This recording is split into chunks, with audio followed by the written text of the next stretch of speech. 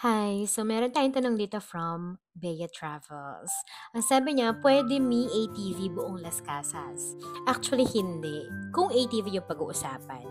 Kasi bawal gamitin yung ATV sa Heritage Village ng Las Casas. Pwede lang siya dun sa Eco Park at saka dun sa Adventure Zone or sa mga outdoor trails, ganun. Pero hindi sa cobblestone streets ng Heritage Village. Mas patok doon yung mga kalesa, bicycles, jeepney shuttles, at saka yung mga parang golf cart, ganun.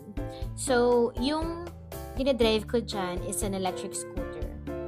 So, pwede yun dun sa heritage area. Additional tip na rin kapag pupunta kayo ng Las Casas, agahan nyo kasi madami talagang activities na pwedeng gawin. At saka sobrang lawak ng Las Casas. It's covering around 4,000 hectares of land. Parang nasa 5 to 10 hectares pa lang naman yung na-develop doon. Pero grabe, sobrang laki nun talaga, as in. Hindi ko nga kayang lakarin yun eh.